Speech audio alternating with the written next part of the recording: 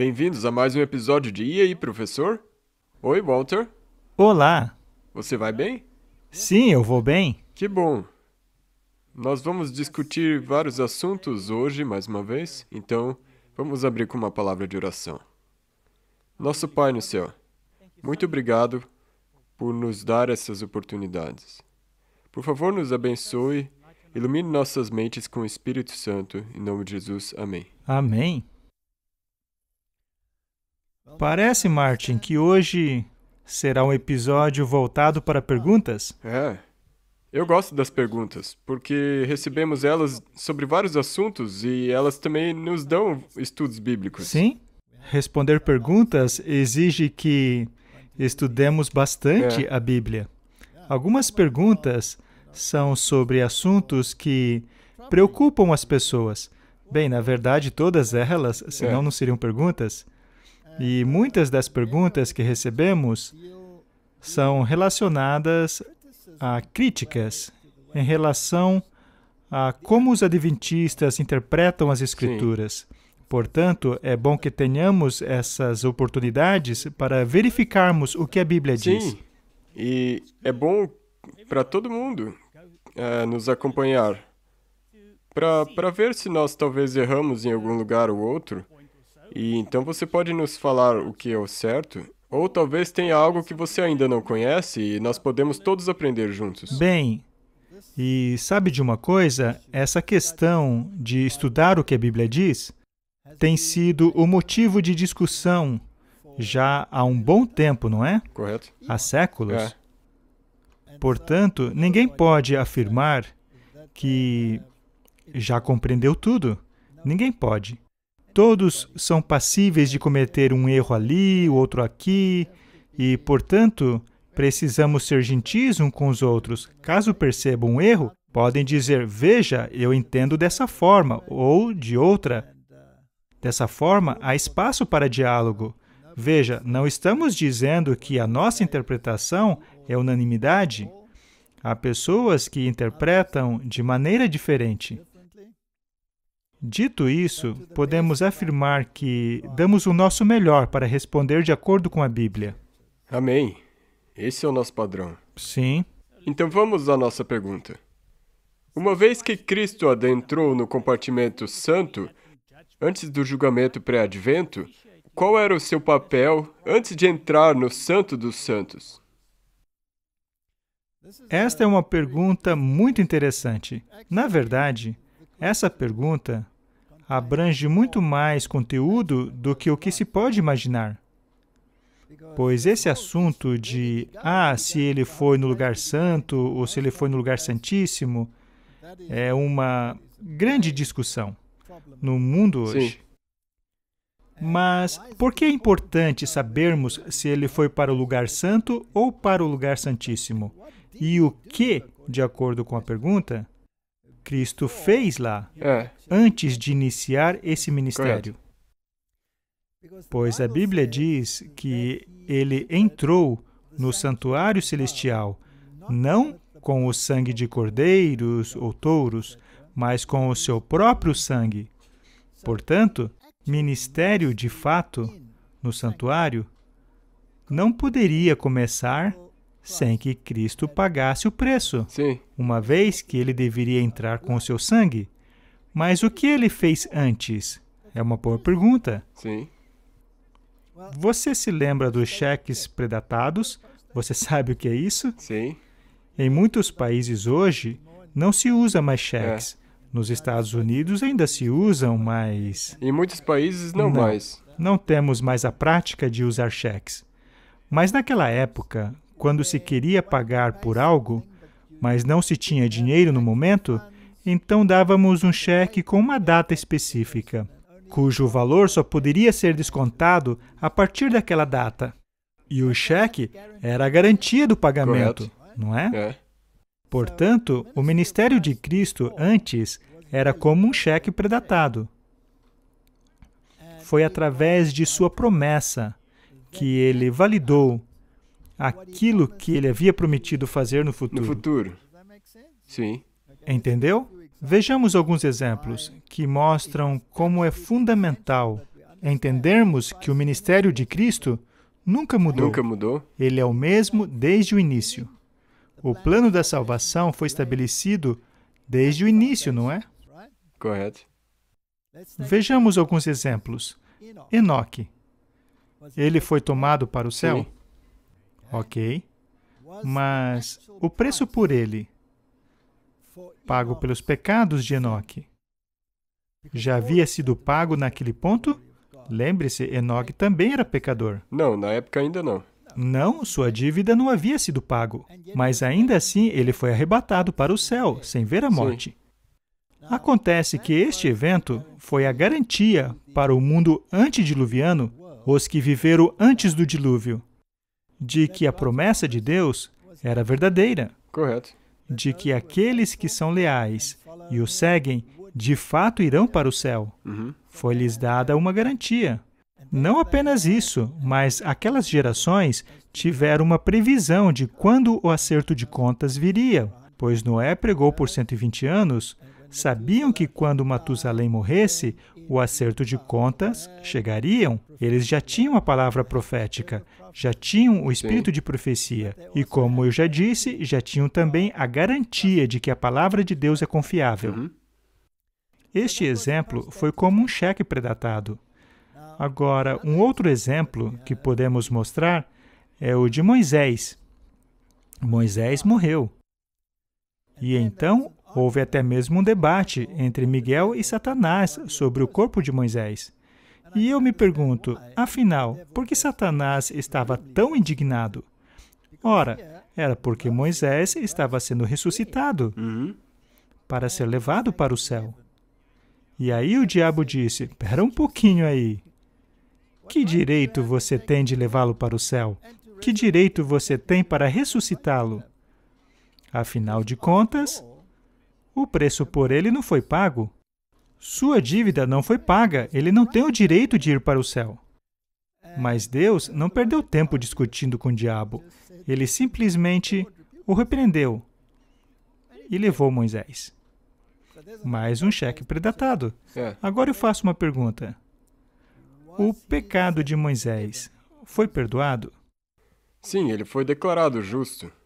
E foi levado para o céu. Sim. Ok. E quem o declarou justo? Jesus. Jesus. Quem redimiu Moisés? Jesus. Mas não ainda. Ainda não. Moisés foi o quê? Um cheque predatado. Um cheque predatado. Vejamos, mais um exemplo. Elias. Ele foi para o céu sem ver a morte? Sim. Muito bem. Ele nunca viu a morte. Ele foi levado para o céu, mas foi declarado justo. Sim. Certamente, tanto é que ele representa os vivos no tempos do fim, que não verão a morte. Sendo assim, Moisés representa aqueles que morrerão, mas serão ressuscitados, uma vez que foram declarados justos. Felizes são aqueles que tomam parte da primeira ressurreição. E então Moisés foi levado para o céu. Os pecados dele foram expiados. Portanto, tudo aquilo que Jesus fez e iria fazer no santuário foi feito antes por promessa. Sim. É isso o que ele fez. Mas sabe, vamos expandir esse assunto ainda mais, pois é importante que as pessoas saibam como isso funciona. O santuário é, na verdade, um modelo de como funciona o plano de salvação. Nós já falamos muitas vezes sobre isso, então não vamos nos aprofundar. Há outros episódios falando dele. Mas o santuário é uma mini encenação de como funciona o plano de salvação. E o plano da salvação, de fato, o preço que deveria ser pago, a expiação que deveria ocorrer, a oficiação de nosso sumo sacerdote começou, de fato, quando o sangue tornou-se disponível, uma vez que ele não entrou com sangue de cordeiros. O santuário terrestre tinha um lugar santo e o lugar santíssimo. O sumo sacerdote entrava no lugar santo todos os dias, mas somente um dia no lugar santíssimo. Somente no dia da expiação ele entrava no lugar santíssimo. E naquele dia, o registro dos pecados eram simbolicamente removidos e transferidos para o bode emissário. O bode emissário não pagava os pecados, uma vez que era necessário o sangue para expiar aqueles pecados. Somente o sangue de Cristo pode fazer isso.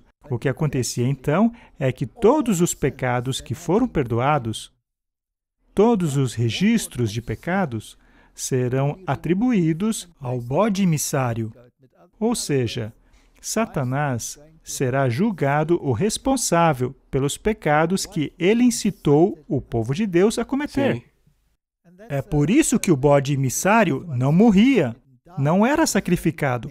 Ele não pagava preço algum. No entanto, ele era responsabilizado. Sim.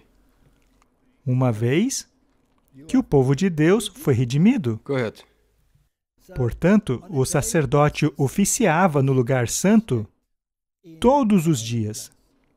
Ou seja, cada pecador que chegava com sua oferta do cordeiro, confessava os seus pecados sobre o animal e então ele era sacrificado. E o seu sangue era a vida que fluía para fora do cordeiro, que representava o sangue que expiaria os nossos pecados. Aquele sangue, o custo daquela vida, foi pago por causa do meu pecado.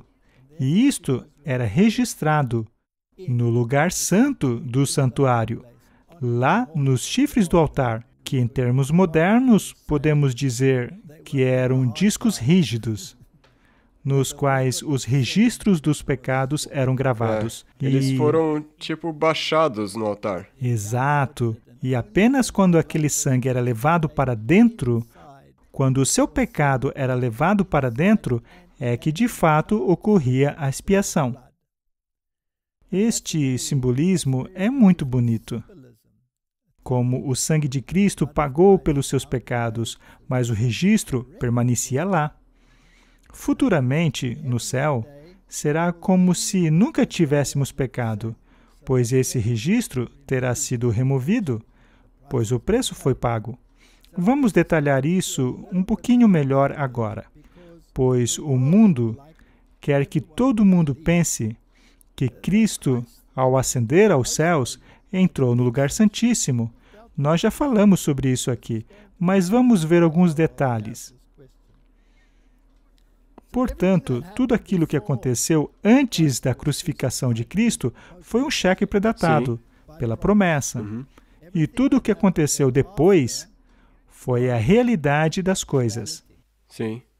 Um serviu como um tipo, o santuário na terra, que, de acordo com Hebreus, era o tipo do santuário celestial.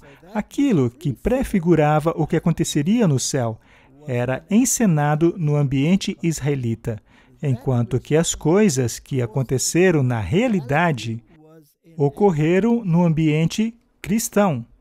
Faz sentido para você? Sim. Portanto, o Novo Testamento é o expositor do Antigo, e ambos então se unem para compreendermos o plano de Deus. Hebreus capítulo 4 diz: portanto, visto que temos um grande sumo sacerdote que adentrou nos céus, Jesus, o Filho de Deus, apeguemo-nos com toda a firmeza à fé que professamos. Mas não temos um sumo sacerdote que não possa compadecer-se das nossas fraquezas? Assim, alguém que, como nós, passou por todo tipo de tentação, porém sem pecado. Este é o grande antitipo, Jesus, o nosso sumo sacerdote. E ele ascendeu aos céus, a fim de oficiar dentro do santuário em nosso favor, com o seu sangue. Bem, se no santuário terrestre o serviço ocorria diariamente no lugar santo, e então indo para o Santíssimo, deve ocorrer o mesmo com o celestial. Sim. Portanto, a pergunta é, por que as pessoas dizem que Jesus foi direto para o Santíssimo? Bem, essa é uma pergunta bem interessante, pois a resposta a essa pergunta nos levaria a um vespeiro. Nós veremos quando chegarmos em Daniel capítulo 8 e 9, porque isso é importante. Mas a questão é que, se o terreno era baseado no celestial, Jesus teria primeiro que entrar no lugar santo. Jesus entrou no lugar santíssimo em 1844? Essa é uma outra pergunta que temos que responder. Nós já vimos isso. Essas questões trabalham juntas. Ou houve algum tipo de abertura de santuário antes disso? Depois da ressurreição, quantas vezes Jesus subiu para o céu? Veja que temos várias perguntas aqui. A verdade é que não sabemos quantas vezes Jesus ascendeu aos céus. Nós sabemos que ele ascendeu aos céus depois de ter falado com Maria. Correto? Correto? Sim. Eu vou para o meu Pai, ainda não estive com ele. Eu vou para o meu Pai e então voltarei. A Bíblia, porém, não nos diz o que aconteceu naqueles 40 dias. Se ele subia e descia com frequência, nós não sabemos. Correto. Muito bem, vamos avançar. Vamos ver essa pergunta sobre 1844. Não vamos entrar em detalhe quanto à profecia. Vamos apenas dizer de onde ela veio, dentro de alguns instantes. Daniel 8:14. E ele me disse, até 2.300 dias, e então o santuário será purificado. Este é o verso que tem que ver com 1844. Se apenas lermos Daniel capítulo 8, verso 14, não sabemos quando é que essa profecia tem o seu início. Na mesma forma que não sabemos quando termina. Pois, para que possa começar, é necessário um ponto de partida. Mas não há um ponto de partida aqui. Mas acontece que, em Daniel capítulo 9, existe um ponto de partida. E a partir dali podemos trabalhar. E lá no capítulo 9, também há eventos significativos, mencionados em ordens cronológicas, que nos ajudará a saber se estamos no caminho certo. Portanto, quando começa essa profecia? E quando ela termina? Bem, em Daniel capítulo 9 diz que a partir da promulgação do decreto para restaurar e reconstruir Jerusalém, até a vinda do Messias, o príncipe. Temos então a profecia das 70 semanas. Sim. E é dito lá que essa porção foi recortada do tempo total. Sim. Portanto, ao estudarmos essas datas a partir do ponto de partida, chegamos a 1844. Não existe outra data com a qual podemos trabalhar. Ao acompanharmos todos esses eventos em ordem cronológica, quando o Messias veio, quando o Messias iria morrer e todos os demais eventos, confirmando a profecia, não resta então dúvida nenhuma? Sim. Nós já tivemos essa conversa antes. Aconteceram muitas coisas em 1844. O evolucionismo, o existencialismo, o comunismo, o espiritismo. Todas essas coisas começaram em 1844. Dentre elas, o adventismo. Tudo isso começou em 1844. E isso não pode ser coincidência. Não. E aí também temos a Revolução Industrial, o sistema de comunicação, o transporte. Tudo isso começou naquele ano. A partir daí, a mensagem poderia ser espalhada pelo mundo. Muito bem. Quando Jesus entrou no santuário, para onde ele foi? Daniel 8:17. Quando ele se aproximou de mim, fiquei aterrorizado e caí prostrado. E ele me disse, Filho do homem, saiba que a visão refere-se ao tempo do fim. Veja só. Isso é muito importante. E ele disse, veja, eu lhe contarei o que vai acontecer no último tempo da ira. Pois isso pertence ao tempo determinado do fim. Qualquer um, à luz desses versos, que queira jogar fora o Antigo Testamento dizendo que não tem nada a ver com nós, tem um grande problema. Sim. Não é? Com certeza. É por isso que Jesus disse, se referindo ao profeta Daniel, sim, você tem que ter isso. Você precisa compreender isso. Caso contrário, não saberá onde está no curso da história. E queremos saber o curso da história. Mas, Martin, sempre nos envolvemos em encrenca ao falar do Sim. curso da história. Aperte os cintos. É. Chegou a hora de nos encrencarmos. Mas vamos com cautela. Vamos lá. Bem, a profecia, aliás, o começo da profecia, se dá na promulgação do decreto, na qual Jerusalém seria reconstruída. E isso está lá no Antigo Testamento. Uhum. Até que, finalmente, o Messias nos leva ao Novo Testamento. Mas então temos o fim, referido ali como o último dia da indignação. E isso é o nosso tempo. Portanto, a profecia se estende por toda a história. É uma profecia muito importante. Daniel 9, 21. Enquanto eu estava em oração, veja, Daniel não compreendia essas coisas. O homem Gabriel, que eu tinha visto no início da visão, veio voando rapidamente e tocou-me na hora do sacrifício da tarde. E ele me instruiu e falou comigo, dizendo, Daniel, agora saí para fazer-te entender o sentido. No princípio das tuas súplicas saiu a ordem, e eu vim, para te declarar, porque és muito amado. Considera, pois, a palavra, e entenda a visão. Considere o assunto e entende a visão. Se isso se aplica a Daniel, não se aplica também a nós? Com certeza. Então, precisamos entender o assunto E considerar a visão. Uhum. É o que todos deveríamos fazer. O próprio Jesus disse, quando virdes essas coisas, vá lá em Daniel, veja o que ele escreveu. Correto? Então, Jesus quer que compreendamos isso.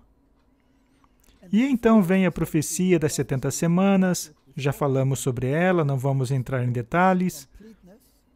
70 semanas estão determinadas sobre o seu povo e sobre a sua cidade santa, para cessar a transgressão, e para dar fim aos pecados, e para expiar a iniquidade, e trazer a justiça eterna, e selar a visão e a profecia, e para ungir o Santíssimo. Bastante coisa, não? É. Elas têm a ver com a era judaica, quando a era judaica finalmente chegaria ao fim.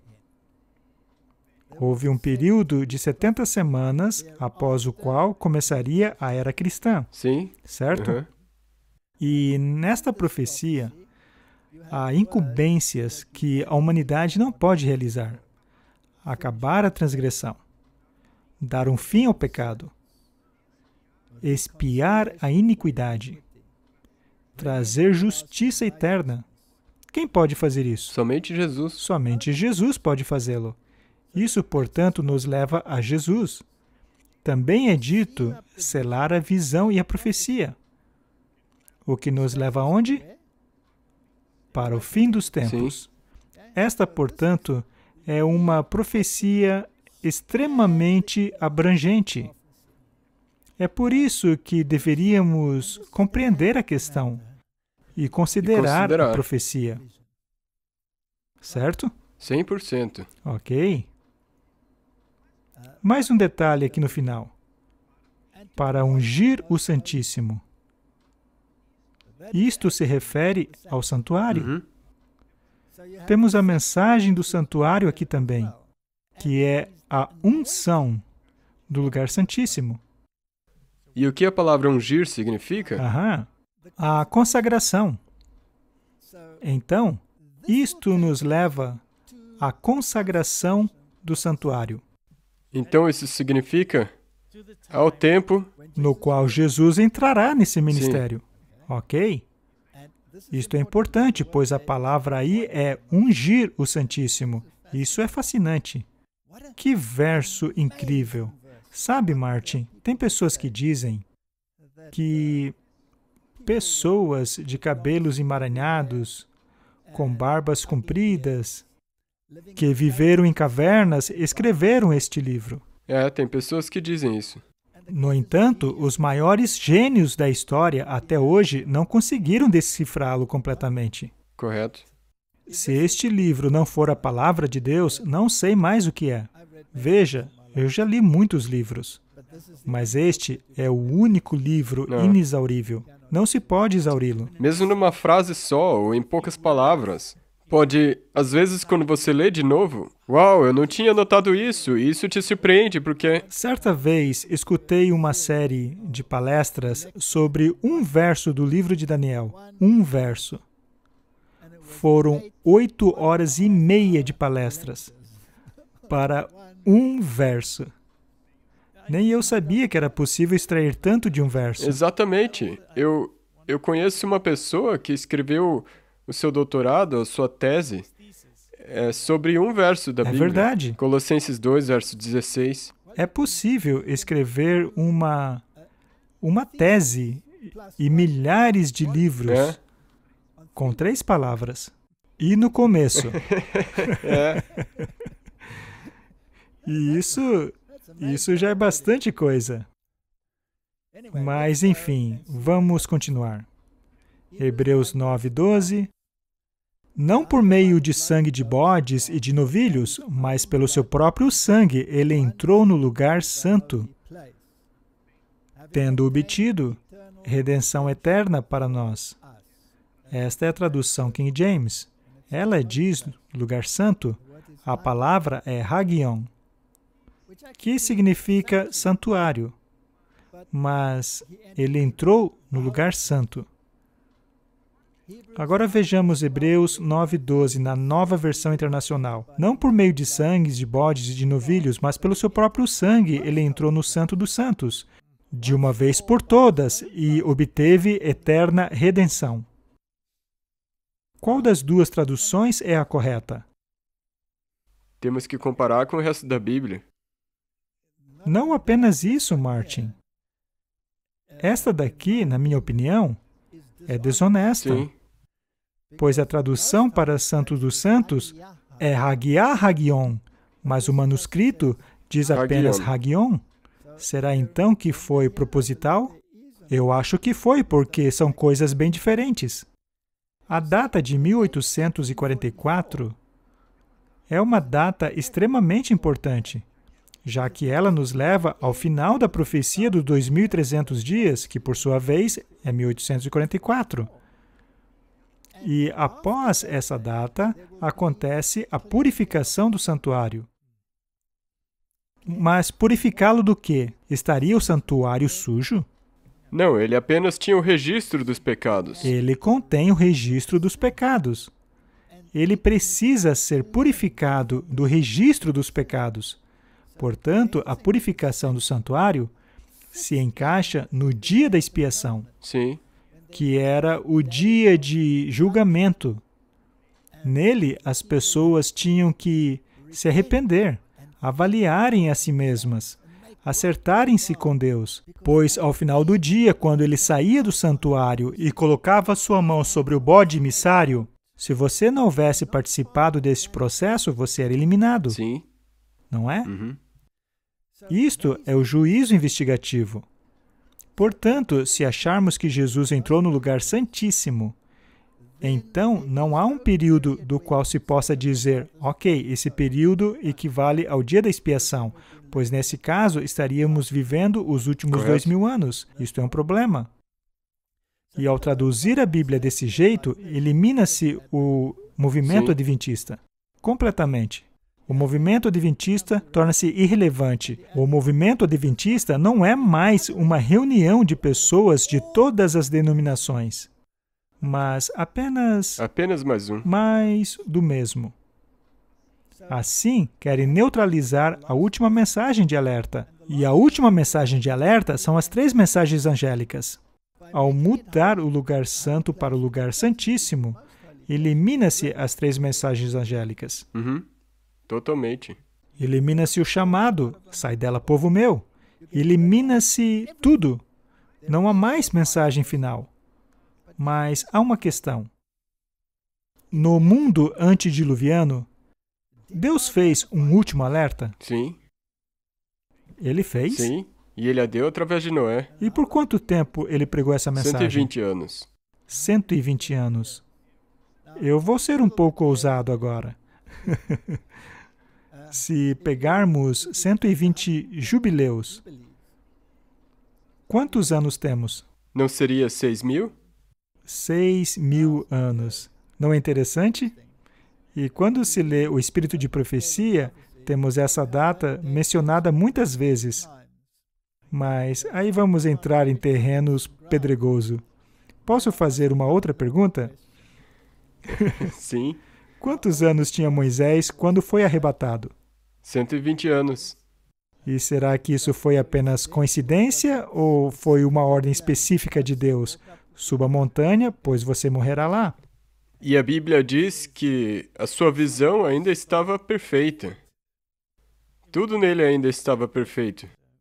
Não é que ele estivesse doente. É verdade. Então talvez exista algo mais sobre esses 120 anos. E também o fato de que ele morreu, mas também foi ressuscitado, não é?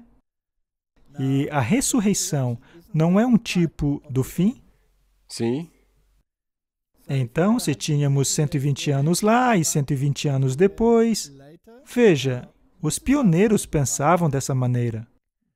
Hoje, porém, muitos acreditam que isso é obsoleto. Mas eu gosto do pensamento deles. Eu admiro essa conclusão. Mas vamos parar por aqui, porque vamos começar a nos encrencar. Mas a pergunta é, isto é importante? Eu respondo que sim, e isto é muito, muito importante.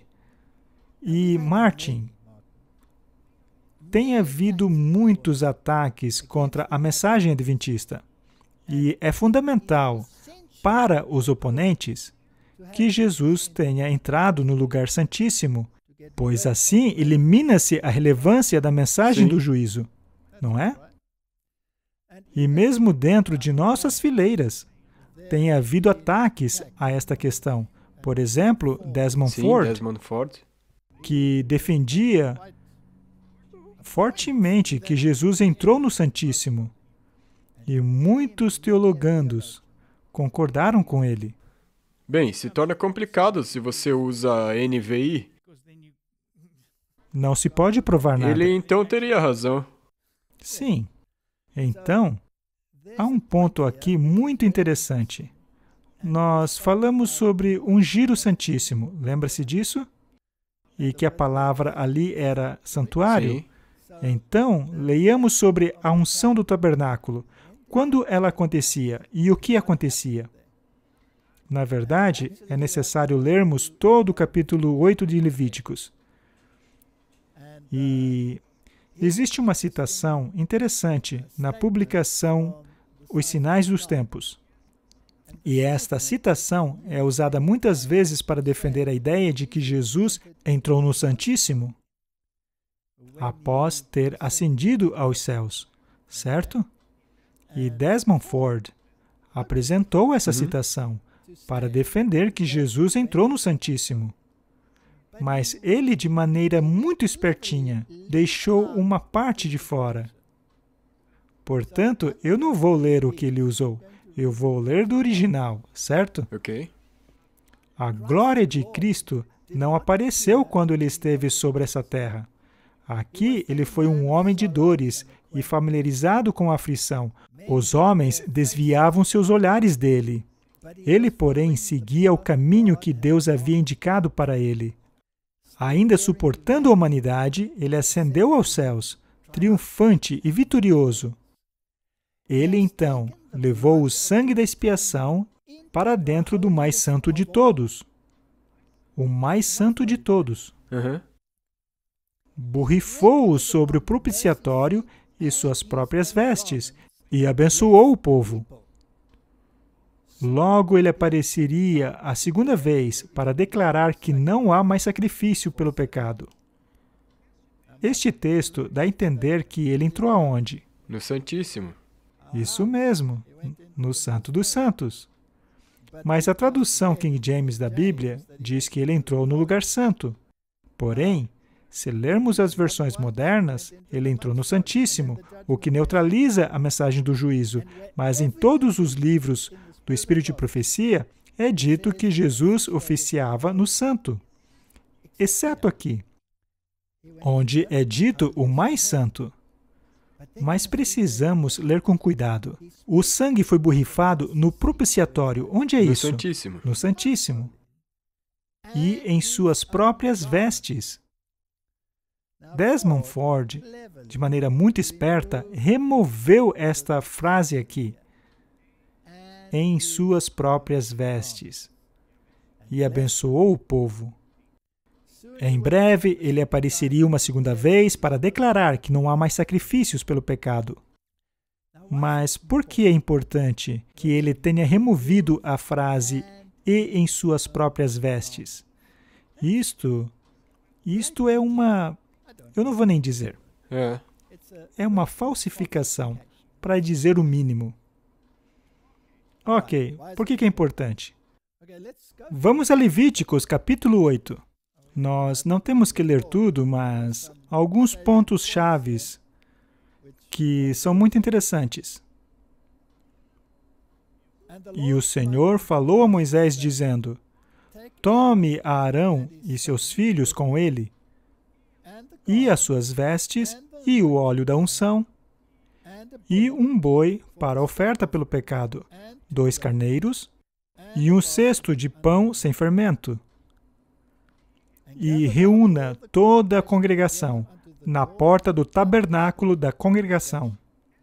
Esta aqui era uma cerimônia para ungir o santuário para o seu primeiro uso. Ok. E Moisés fez como o Senhor ordenou, e a congregação foi reunida na porta do tabernáculo da congregação. E Moisés disse à congregação: isto é o que o Senhor ordenou que seja feito. Moisés então trouxe Arão e seus filhos e lavou-os com água. Veja só, Arão foi trazido ao santuário, e Moisés o lavou com água. Moisés, pois não poderiam lavar a si mesmos. Eles agora estavam sendo ungidos para a sua função no ministério. E eles tinham que ser da descendência de Arão. E Moisés era o irmão de Arão. Moisés está assumindo uma posição importante aqui. Ele está ungindo Arão e seus filhos para o ministério. E ele os lavou. O que isso nos diz? Eles não podiam fazer isso por si mesmos. Que eles mesmos não podiam lavar-se, que era bem embaraçoso. Imagine Moisés lavando todos eles. Isso nos revela que Cristo é aquele que nos lava. Sim. Certo? E vestiu-lhe a túnica e cingiu com um cinto, e pôs sobre eles um manto. Também pôs sobre ele o éfode, e o cingiu com o cinto de obra esmerada do éfode, e o apertou com ele. Martin, quem os vestiu? Moisés? Sim, sim. Eles provavelmente já vestiam as suas roupas de baixo, mas as roupas principais foram vestidas neles por Moisés. Agora, falando-se em tipo, quem nos veste com a justiça? Cristo. Jesus, sim. E então pôs-lhe o peitoral, pondo no peitoral o urim e o tumim. E pôs a mitra sobre a sua cabeça. E sobre esta, na parte dianteira, pôs a lâmina de ouro, a coroa da santidade, como o Senhor havia ordenado a Moisés. Aqui temos santidade ao Senhor. Eles foram separados para o uso sagrado. Eles foram ungidos. Então Moisés tomou o azeite da unção e ungiu o tabernáculo. E tudo o que havia nele o santificou. Veja, tudo o que havia lá. Isto inclui a Arca da Aliança? Sim. Mas, para termos certeza, vamos a Êxodo capítulo 30. Lá nós temos a descrição anterior do que aconteceu lá.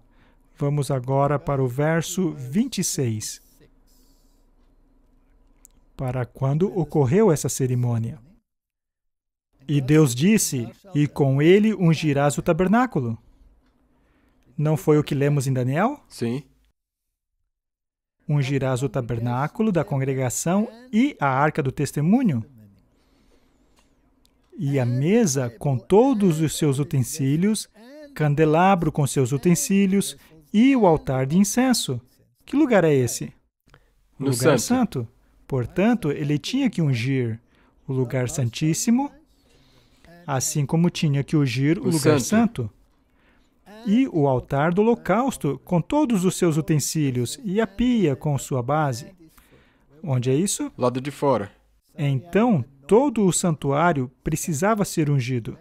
E assim santificará essas coisas, para que sejam santíssimas. Tudo o que tocar nela será santo. Martin, na Bíblia, tudo o que tocava algo impuro se tornava impuro. Sim. Mas aqui temos o reverso. No santo. O que as tocava tornava-se santo. Mas ninguém era permitido entrar ali, a menos que cumprisse algumas condições. Do contrário, morreria. Isto é muito importante. Voltemos ao capítulo 8 de Levíticos. Leiamos o verso 10. Então Moisés tomou o azeite da unção e ungiu o tabernáculo. E tudo o que havia nele o santificou. Isso é um resumo do que lemos até aqui. E aspergiu 7 vezes o óleo sobre o altar, ungindo o altar e todos os seus utensílios, e a bacia com seu suporte para consagrá-los. Note como havia bastante atividade em torno do altar de sacrifícios, pois isso tipifica Cristo e seu sacrifício. Depois derramou o azeite da unção sobre a cabeça de Arão e ungiu para santificá-lo. Este óleo, que era derramado em sua cabeça, foi de uma quantidade tal que chegou a escorrer por sua barba. Isto simboliza o quê? O Espírito Santo. O Espírito Santo. Deus queria ungir esse ministério com o Espírito Santo. Quase encharcando ele de óleo. Encharcou tanto que escorreu. Foi uma cerimônia fascinante, cheia de simbolismos. Moisés também trouxe os filhos de Arão e vestiu-lhes as túnicas. De novo, quem os vestiu? Moisés. E cingiu-os com os cintos e apertou-lhes as tiaras, como o Senhor ordenara a Moisés. Esta santidade ao Senhor era essencial, era escrita na testa. O que há em nossas testas? É o local da nossa consciência. Sim. E Deus também disse que escreveria sua lei no coração. E tínhamos que colocá-lo em nossas mentes. É verdade. E trouxe o novilho da expiação do pecado. Nesta cerimônia de unção, nessa primeira cerimônia, antes que o santuário pudesse ser utilizado, todo o santuário tinha que ser ungido. O sumo sacerdote tinha que ser ungido. Isso é um tipo. Muito bem, continuemos. E trouxeram o novilho da expiação, e Moisés o degolou, e pegou o sangue e pôs nele com o seu dedo sobre as pontas do altar ao redor. E purificou o altar, e depois derramou o restante do sangue na base do altar e o santificou para fazer a expiação por ele. O ritual, como viram, era bastante extenso. Envolvia uma lavagem com água e sangue. Quando Jesus morreu, houve água e sangue envolvidos. A cerimônia dizia respeito a todo o santuário e ao povo.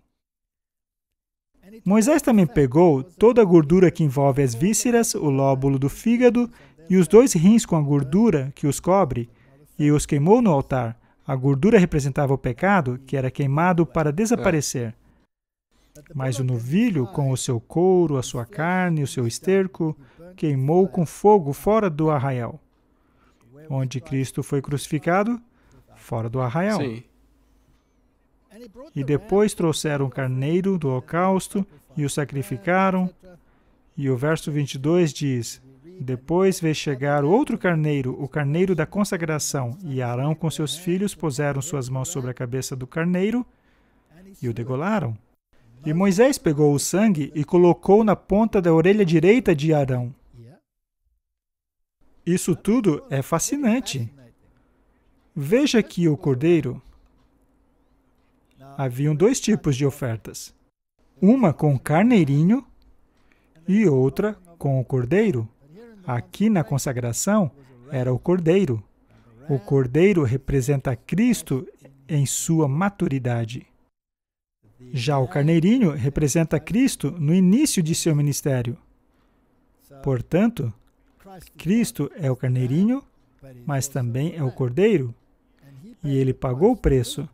Mas esse sangue foi colocado em diferentes partes do corpo. Foi colocado na orelha direita de Arão. Cuidado com aquilo que escuta, meu amigo, ao que você dá ouvidos. E como você discerne aquilo que ouve? O sangue também era posto no seu polegar direito. Hoje em dia mesmo, ao irmos ao banco para abrirmos uma conta bancária, bem, hoje registra a mão toda, mas antigamente era o polegar direito. Polegar é o principal dedo de sua mão. Ele é basicamente um símbolo de como você usa a sua mão, do que você faz. Então, cuidado com aquilo que faz. E também era colocado sobre o dedão do seu pé direito. Cuidado por onde anda. Devemos andar nos caminhos de Deus. Devemos ouvir as suas palavras, compreender as suas palavras. E também tem que agir de acordo. Agir de acordo. Moisés também trouxe os filhos de Arão e pôs daquele sangue sobre a ponta da orelha direita deles, e sobre o polegar de sua mão direita e o dedão do seu pé direito, e Moisés aspergiu o restante do sangue sobre o altar em redor. Eles estavam sendo santificados, da cabeça aos pés. Havia muitas exigências referentes ao sacerdócio. Por exemplo, não lhes era permitido beber vinho ou bebida forte, e pouco tempo depois disso, Nadab e Abiú beberam e morreram por consequência disso. Então, quando a Bíblia diz que no Novo Testamento aqueles que seguem a Cristo são sacerdócio real, Que eles devem seguir o mesmo. o que isso quer dizer? Que devemos tomar cuidado com o que ouvimos, Com o que você ouve, cuidado com o que fazemos e cuidado como andamos. O cristão anda. E se quiser ser parte desse ministério, você deve se abster de quê? bebida. De qualquer coisa Exato. alcoólica. Muito bem. Mas ainda vamos chegar ao ponto aqui. Estamos indo um pouco devagar, mas vamos chegar lá. E havia outras questões, outras ofertas que tinham que ser realizadas. E tudo isso, até a oferta movida, em todas essas coisas, nós poderíamos gastar um longo tempo aqui. Porque todas essas coisas são simbólicas Tudo. também. Tudo simboliza o ministério de Cristo depois da sua crucifixão no santuário celestial. Exato. Agora chegamos ao X da questão. No verso 30, Moisés pegou o azeite da unção e o sangue que estava sobre o altar e aspergiu sobre Arão e sobre as suas vestes. Você entendeu? E sobre os seus filhos e sobre as vestes de seus filhos. E assim santificou Arão e Roupas. suas vestes, e os seus filhos e as vestes de seus filhos. Deus quer dizer alguma coisa aqui? Sim. Acho que sim. Martin, meu amigo, esta cerimônia de aspergir o sangue nas vestes ocorreu somente uma vez, quando o santuário foi consagrado para o uso. Depois dessa cerimônia, portanto, o ministério era realizado no lugar santo e apenas uma vez por ano se entrava no lugar santíssimo. Agora, ao lermos a citação do Espírito de Profecia, vamos ler de novo. A glória de Cristo não apareceu quando ele estava na terra. Ele foi um homem de dores e familiarizado com a aflição. Os homens escondiam seus rostos dele, e ele, porém, estava seguindo o caminho que Deus havia sinalizado para ele. Ainda com sua humanidade, ele ascendeu aos céus, ou seja, depois da ressurreição. Triunfante e vitorioso. Ele levou o sangue da expiação ao lugar santíssimo. Aspergiu no propiciatório e em suas próprias vestes e abençoou Martin. Que cerimônia foi essa? A inauguração do... A cerimônia de Sim. iniciação. Portanto, quando começou o trabalho sacerdotal? Quando Cristo subiu aos céus. E quando é que o santuário foi consagrado para o uso? No mesmo dia. Então quando Cristo subiu aos céus, a cerimônia de consagração ocorreu. Esta foi a primeira vez que o santuário celestial era usado pelo sumo sacerdote. Portanto, ele estava no santuário antes? Não. Não, pois a cerimônia de consagração não havia ocorrido. Correto. E de acordo com Levíticos 8, ela tinha que acontecer antes de o sumo sacerdote começar o seu ministério. Então ele consagrou todo o santuário, incluindo o Santíssimo, e depois voltou para o Santo e ministrou ali. Exato. E então ele permaneceu no lugar santo por um período de tempo, até que finalmente o santuário fosse purificado. E do quê? Do registro do pecado. Isso. Você consegue entender agora? Por que Desmond Ford removeu a frase de suas vestes? Sim, porque daí isso muda toda... Pois nesse caso seria a qualquer momento. Porque daí significaria que ele foi ao Santíssimo e Isso. acabou. E isto ocorreu apenas uma vez. Agora, note a precisão do espírito de profecia. Me deixa boquiaberto. Isso é incrível. É incrível. Mas há pessoas que acusam a pessoa que escreveu esse texto sofria de problemas mentais ou de ataques epiléticos, como vimos antes. E essas pessoas nunca estudaram seus escritos, a não ser para tentar desmenti-la ou para livrarem-se de certas acusações que são desconfortáveis a eles, não é? Veja o quão importante é que essas cerimônias tenham ocorrido como foi. Como humilhante deve ter sido para Arão e seus filhos. Sim, que Moisés teve que consagrá-los. E então, depois disso, ainda tinham que ficar lá por 7 dias. Ou seja, tinham que praticar a cerimônia de novo, para que não houvesse nenhum erro. Eles não tinham justiça em si mesmos. Ela era outorgada a eles. Não se lavavam, eles eram lavados. Suas vestes foram borrifadas com sangue. E isto os tornou justos. Nos tornamos justos somente no borrifar do sangue. Se este texto não foi escrito por uma pessoa inspirada, então eu nunca li nada inspirado em toda a minha vida.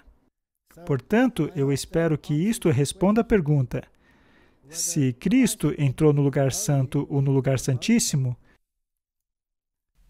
E também existem pessoas que dizem que o trono do Pai está no Santíssimo. Então, por isso que ele foi... Porque em Apocalipse diz que ele foi diante do Ancião de Dias. Então, como nós explicamos essa parte? Bem, as pessoas têm essa ideia de que Deus está fixo em um lugar. Mas o trono de Deus é móvel. Sim. Ao lermos a visão de Ezequiel, por exemplo, vemos que o trono de Deus é, na verdade, móvel. E havia mais de um trono. Também há um trono no lugar santo. Correto? O altar dos pães também era um trono. E ele Tinha tem duas uma coroa coroas. em torno dele. Duas coroas. Duas coroas. Pois ele estava sentado no trono de seu Pai. Correto? Ambos serão parte desse trono. Então, Cristo não está pregado, ele se move, mas a sua oficiação é a oficiação do lugar santo. Essa tipologia e esses ensinamentos são tão belos. Sim. Martin, se Jesus entrou no lugar santo, então, em certo ponto, ele deverá mover-se para o lugar santíssimo, para que assim ele possa cumprir o simbolismo do Antigo Testamento, não é? Em algum momento, ele tem que ir ao lugar santíssimo. E não há nenhum outro verso na Bíblia, além da profecia das 2.300 tardes e manhãs, que termina com a purificação do santuário. Portanto, 1844 é muito relevante. E uma vez que este ano se torna relevante, pois a profecia tem que ser cumprida, então a mensagem do juízo, a hora de seu juízo chegou. Sim.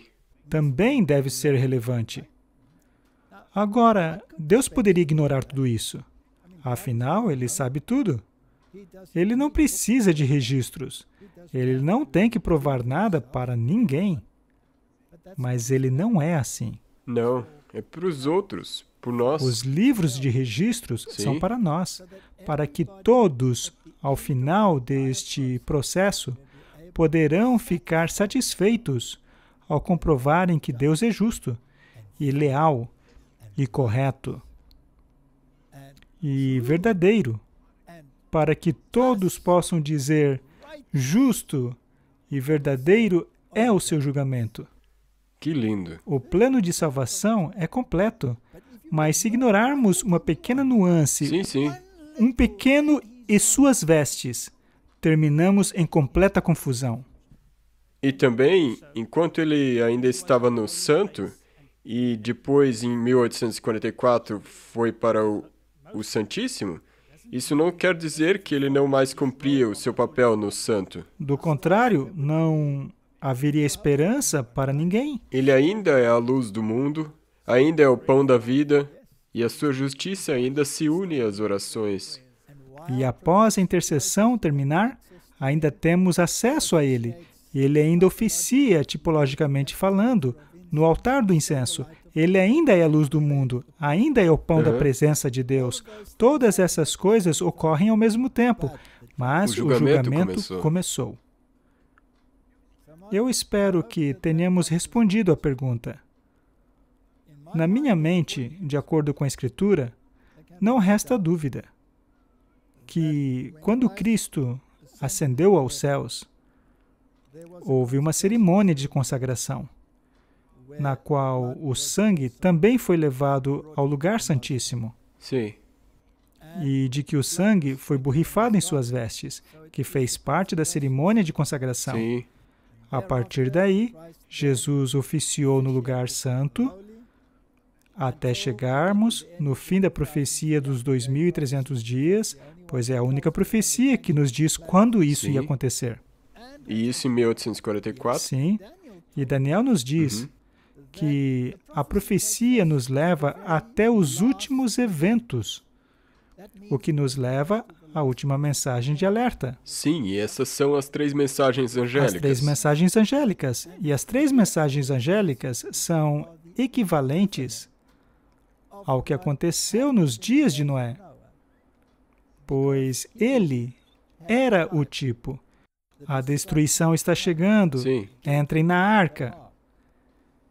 Então, a última geração também recebe esse alerta.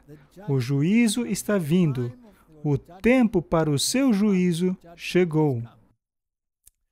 Adore a Deus, que fez os céus, a terra, etc., etc. Correto. É a primeira mensagem angélica.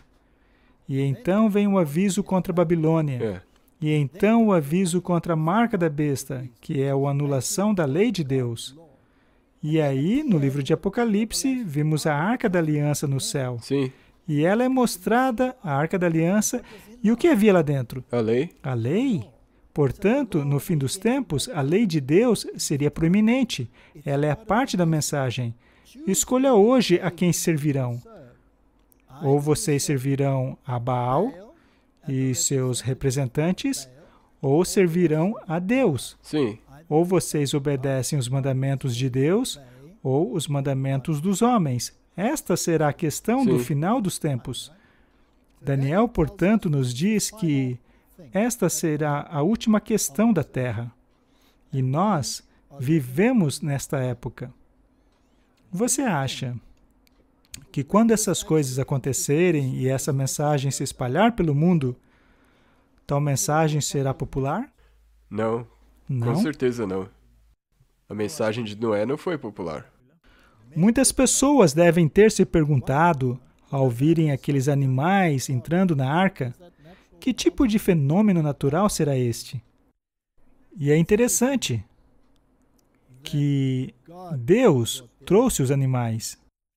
Deus os trouxe, pois naquela época havia ocorrido amalgamações, de forma que as criaturas que haviam sido geneticamente corrompidas não entraram na arca. Então, aqui temos a mesma situação. Há uma outra arca. Esta arca é a igreja remanescente de Deus, para a qual as pessoas devem ser chamadas, devem se unir a ela. E junto a isso, temos a Arca da Aliança. Uhum. Todos precisam tomar essa decisão, no sentido de aceitarem ou rejeitarem esta aspersão, da qual falamos hoje. Portanto, eu acho muito importante entendermos o santuário, entendermos o lugar da lei. Já fizemos os episódios sobre isso, na verdade, no episódio anterior. Sim. Então, eu me impressiono às vezes como Deus, e eu sei que é Deus, está guiando os temas deste programa. Não é que nós planejamos com antecedência e listamos, é isso que nós discutiremos na próxima vez, porque agora é isso que acontece. Uma pergunta como essa é respondida, e então isso leva a outro assunto que Deus talvez quer que as pessoas e então ouçam. uma coisa e outra coisa. Eu estava pensando agora, quando você mencionou a Arca da Aliança e tudo mais, nós deveríamos falar sobre as alianças de Deus. As alianças de Deus, sim. Vermos o que é aliança. Sim. Existem diferentes alianças? Nós vamos ter que falar sobre isso. É verdade, precisamos falar sobre isso, pois as pessoas acham que a nova aliança torna a antiga aliança obsoleta. Mas como vimos, o Antigo Testamento é, na verdade, o tipo do Novo Testamento. Portanto, nada se torna obsoleto, mas apenas esclarecido. Estes são assuntos que preocupam as pessoas. E isso tudo, como você disse, é para glorificar a Deus. Com certeza. Vamos estudar esses assuntos juntos para termos certeza de onde estamos no curso da história. Pois eu não sei de você, Martin, mas estou totalmente convencido de que estamos nos últimos momentos da história desta Terra. E a mensagem de alerta irá em breve terminar. E a porta da arca será fechada. Não por nós, mas por Deus. E é a nossa oração que todos estejam a bordo desta última arca, pois ela ruma para um mar de cristal. Vamos orar? Sim. Querido Pai, que privilégio ter a palavra de Deus à nossa disposição. Que privilégio é saber que apenas Deus poderia inspirar uma mensagem como essa. Nenhum ser humano seria capaz de elaborar uma história como essa e de estendê-la por milhares de anos em total harmonia, de tipo a antitipo, de início profético a final profético. Tudo isso me deixa boquiaberto e humilde diante da palavra de Deus. Que todos possamos nos prostrar diante desta palavra incorporá-la em nossas vidas, incorporá-la em nossa adoração, para que um dia possamos estar de pé diante do Filho de Deus, que Ele declare que nós internalizamos o pão da vida. Esta é a minha oração, em nome de Jesus. Amém. Amém. Obrigado por assistir esse vídeo. Para se inscrever, clique aqui. Clique no sininho para receber notificações. Para assistir o próximo vídeo,